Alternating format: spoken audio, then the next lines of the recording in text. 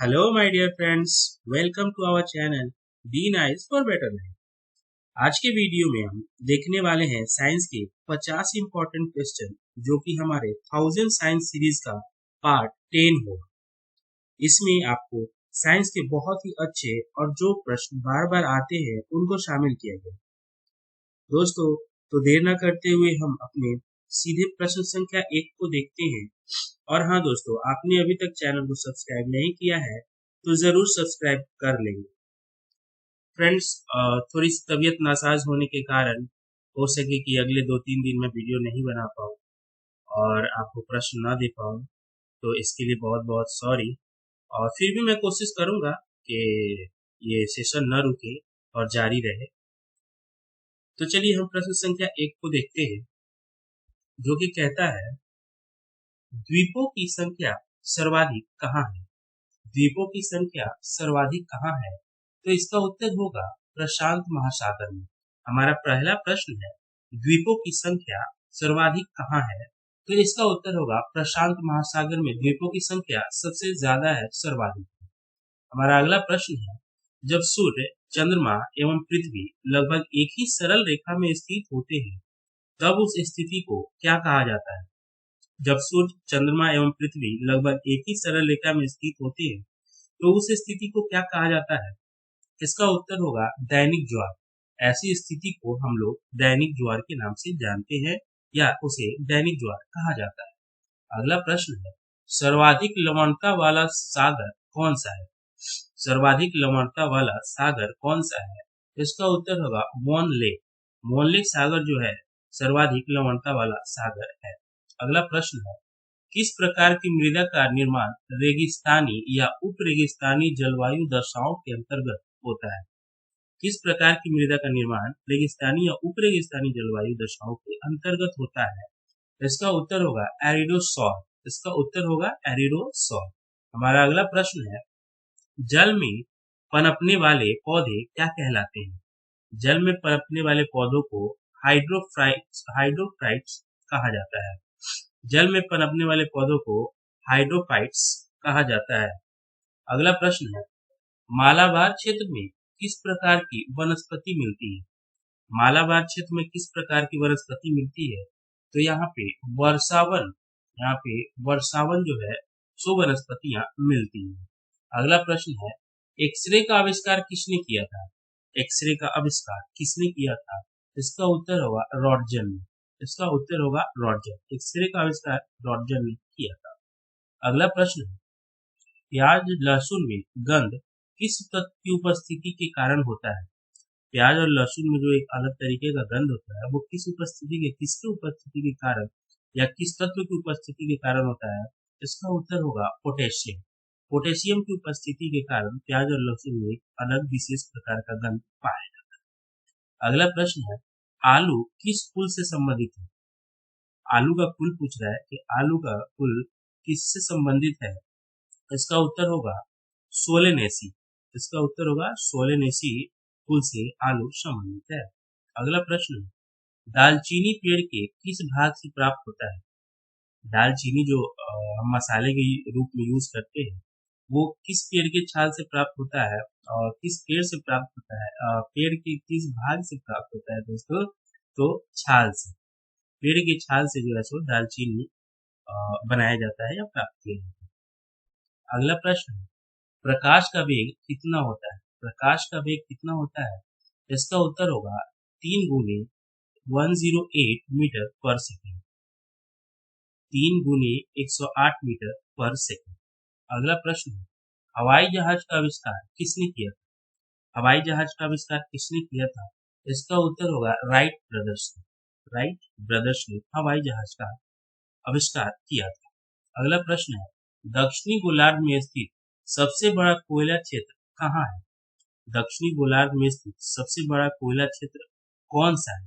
प्रश्न है कि दक्षिणी गोलार्ध में स्थित सबसे बड़ा कोयला क्षेत्र कौन सा है? तो ये क्षेत्र है न्यू कैसल। उत्तर होगा इसका न्यू कैसल। अगला प्रश्न है किस प्रकार की जलवायु में कॉर्नजोल का निर्माण होता है?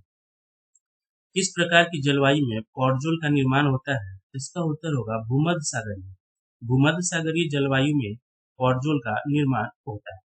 अगला प्रश्न है, पेट में भोजन को पचाने के लिए किसकी खास आवश्यकता होती है? तो दोस्तों पेट में भोजन को पचाने के लिए एंजाइम की आवश्यकता होती है। इसका उत्तर होगा एंजाइम।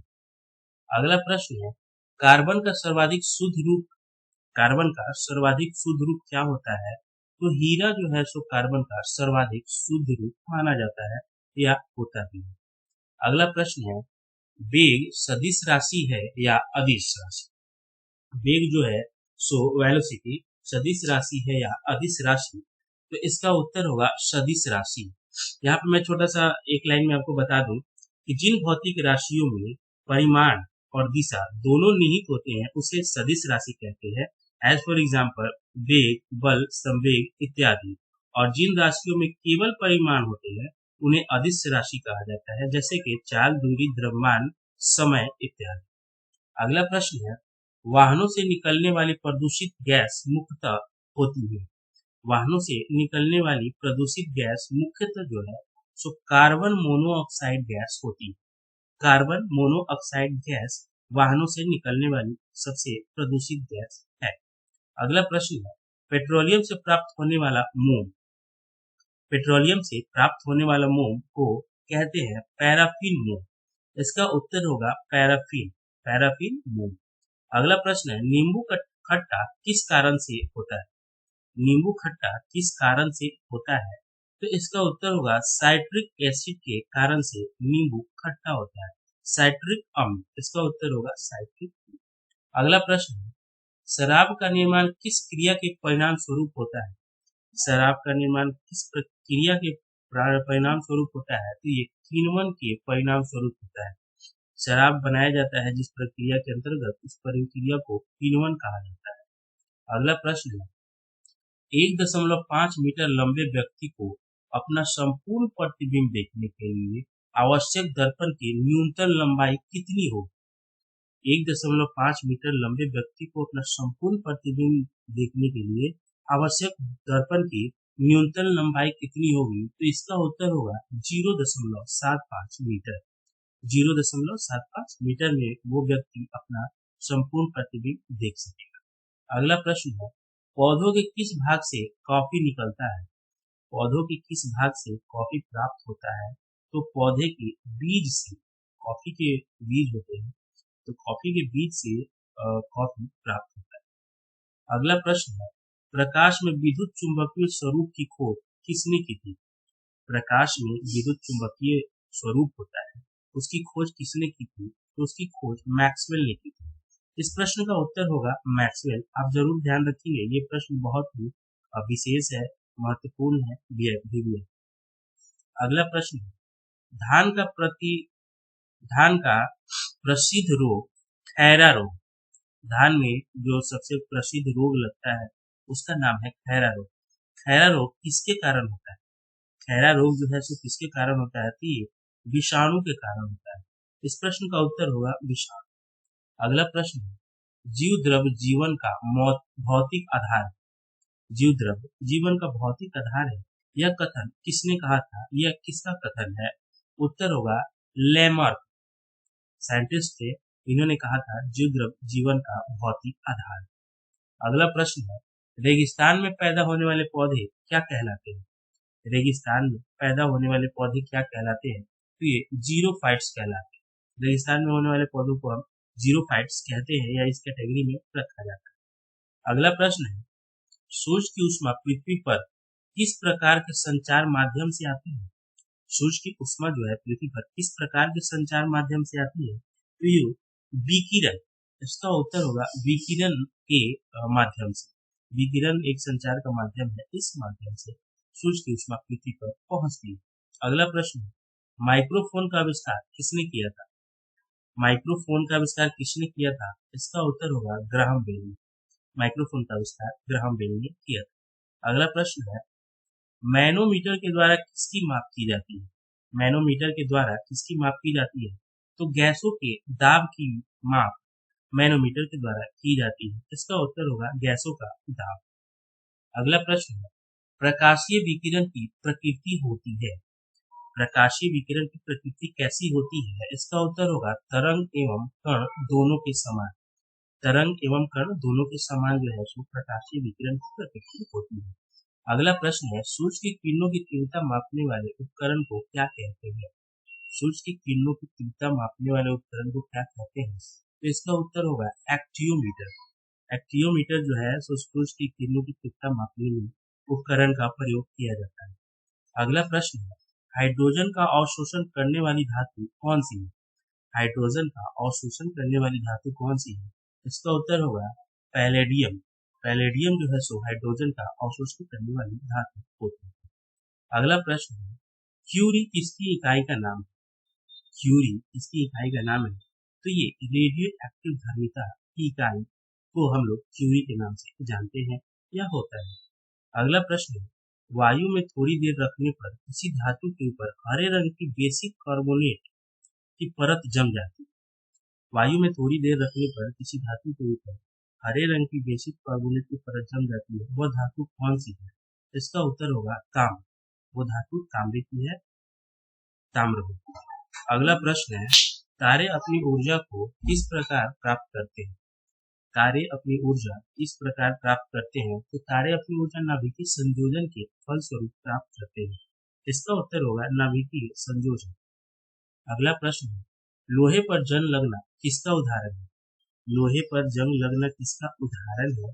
तो ये ऑक्सीकरण का उदाहरण होता है। ऑक्सीकरण के उदाहरण के रूप में हम इसे जानते हैं, लोहे पर जंग लगना।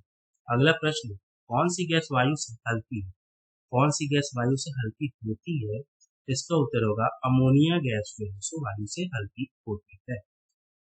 यहाँ पे गैस के बारे में पूछ रहा है। पहले हमने अनेक प्रकार के ठोस द्रव्य के बारे में बात कर चुके हैं या उसका क्वेश्चन आंसर कर चुके हैं।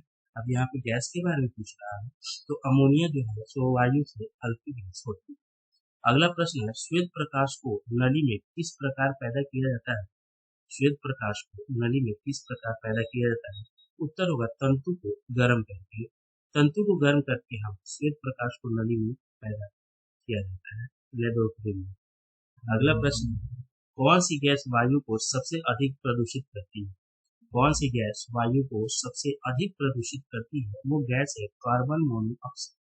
कार्बन मोनोऑक्साइड जो है सो सबसे प्रदूषित गैस होती है वायु में।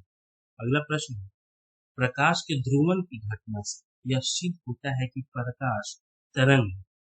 प्रकाश के ध्रुवण की घटना से यह सिद्ध होता है कि प्रकाश तरंगे है। वो घटना है अनुप्रस्थ। प्रकाश के ध्रुवण की अनुप्रस्थ जो घटना है यह सिद्ध करता है कि प्रकाश तरंग है। अगला प्रश्न है, तांबा मुख्य रूप से विद्युत चालन के लिए प्रयोग किया जाता है। क्यों तांबा मुख्य रूप से विद्युत चालन के लिए प्रयोग किया जाता है? क्योंकि इसकी विद्युत प्रतिरोधकता जो है निम्न होती है। निम्न विद्युत प्रतिरोधकता के कारण तांबे का हम विद्युत चालन के लिए प्रयोग किया जाता है या हम करते हैं। अगला प्रश्न, केमिस्ट्री यानी कि रसायन शब्द की उत्पत्ति किस देश से हुई है? रसायन शब्द की उत्पत्ति किस देश से हुई है? तो इसका उत्तर होगा मिस्र से। इस प्रश्न का उत्तर होगा मिस्र से। हमको लगता है कि ये प्रश्न बहुत कम ही लोग जानते होंगे। खैर, बहुत अच्छा प्रश्न है ये, नॉलेज के लिए काफी अच्छा प्रश्न। अगला प्रश्न है, रसायन विज्ञान के क्षेत्र में सर्वप्रथम नोबेल पुरस्कार किसको दिया गया? रसायन विज्ञान के क्षेत्र में सर्वप्रथम नोबेल पुरस्कार जो है J.H. वानटॉप को दिया गया था। J.H. वानटॉप को रसायन विज्ञान के क्षेत्र में सबसे पहला नोबेल पुरस्कार दिया गया था। अगला प्रश्न, प्रोटॉन की खोज किसने की? प्रोटॉन की खोज किसने की थी? तो उत्तर होगा गोल्डस्टीन ने प्रोटॉन की खोज की थी। इस प्रश्न का उत्तर होगा गोल्डस्टीन। अगला प्रश्न है, नाभिक की द्रव्यमान संख्या क्या होती है? नाभिक की किसी भी नाभिक की द्रव्यमान संख्या क्या होती है? इसका उत्तर होगा नाभिक में न्यूक्लियनों की संख्या जो है उसकी द्रव्यमान संख्या होती है। अगला प्रश्न, चट्टानों की आयु ज्ञात करने के लिए रेडियो एक्टिव आयु अंकन में किस समस्थानिक का उपयोग किया जाता है? तो चट्टानों की आयु ज्ञात करने के लिए इसका उत्तर होगा यूरेनियम। इस प्रश्न का उत्तर होगा यूरेनियम। अगला प्रश्न है, आइसोटोन क्या होते हैं? आइसोटोन क्या होते हैं? इसका उत्तर होगा समान संख्या में न्यूट्रॉन और भिन्न भिन्न संख्या में प्रोटॉनों की संख्या को, यानी कि एक समान संख्या में न्यूट्रॉन की संख्या और विभिन्न प्रोटॉनों की संख्या को हम लोग आइसोटोप कहते हैं। अगला प्रश्न, कार्बन मोनोऑक्साइड तथा नाइट्रोजन गैस के गैसीय मिश्रण को क्या कहा जाता है? कार्बन मोनोऑक्साइड और नाइट्रोजन के गैसीय मिश्रण को प्रोड्यूसर गैस कहा जाता है। इसे हम प्रोड्यूसर गैस कहते हैं। अगला और आज का आखिरी प्रश्न है, एलपीजी में कौन सी गैस मुख्य होती है? एलपीजी में कौन सी गैस मुख्य होती है? इसका उत्तर होगा ब्यूटेन। एलपीजी में मुख्य रूप से ब्यूटेन पाया जाता है या डाली जाती है, जिसका हम उपयोग करते हैं घरों में खाना बनाने के रूप में। तो दोस्तों, ये था आज का आखिरी प्रश्न, और आपको कैसा लगा ये हमें कमेंट में जरूर लिखें। वीडियो को देखने के लिए बहुत बहुत धन्यवाद। Thank you so much.